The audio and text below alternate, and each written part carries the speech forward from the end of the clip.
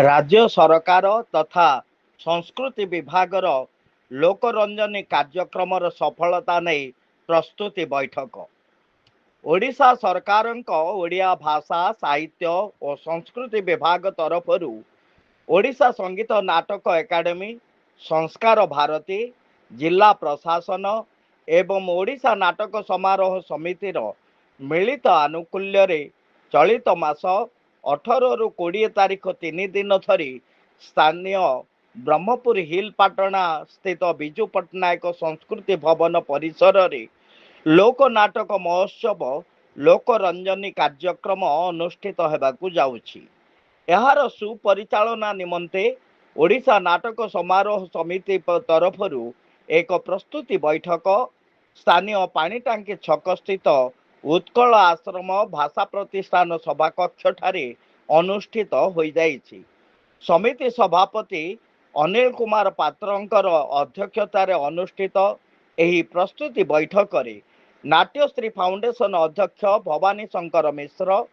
गंजाम जिला वरिष्ठ कलाकार संघ कार्यकारी सभापति दुर्गा प्रसाद आचार्य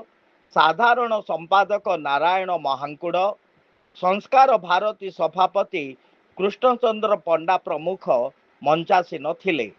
एही अवसर रे निखिल ओडिशा वरिष्ठ कलाकार महासंघ महासचिव आलोचना रे अंश ग्रहण करी कार्यक्रम परिचालना रे वरिष्ठ कलाकार संघ पूर्ण सहयोग करिबा प्रतिश्रुति देवा सहित विलुप्ति पथरे स्थित गंजामर एक महारह लोकनाटक राम नाटक एवं लक्ष्मी पुराण सह दिगपहंडीर ढुंपा आदि को बाद दिया जाइथिबा नै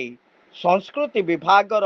अज्ञता ना अवहेला बोली प्रश्न करने सहित क्षोभ प्रकाश करथिले।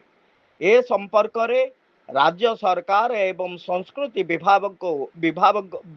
को बहु पूर्वरु से गुड़िकर सुरक्षा प्रति बहुबार निवेदन सत्वे अणदेखा करने नहीं गंजामर लोककला और लोकनाटकर विलुप्ति आशंका प्रकाश करथिले। बैठक रे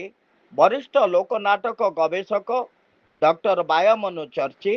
नाट्यकार रवि नारायण बेहरा महान संघ सभापति सुशांत सावत नाट्य निर्देशक मदन मिश्र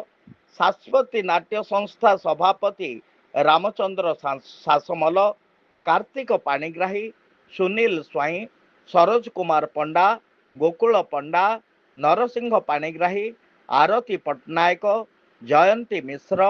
पद्मिनी मिश्र प्रमुख उपस्थित रही वर्णाढ़ कलाकार शोभायात्रा और कार्यक्रम सुचारू संपादन निमंते निज निज वक्तव्य रखिथिले। परिशेष कलाप्राण कैलाश पाणिग्राही लोककला महोत्सव लोकरंजनी सफलता तथा सर्वांग सुंदर निमंते कलाकार समाज तथा जनसाधारणकर पूर्ण सहयोग कामना सह आनुष्ठानिक धन्यवाद अर्पण करथिले। मंच ज्योति न्यूज तरफ सुभाष चंद्र साहू रोशन का रिपोर्ट।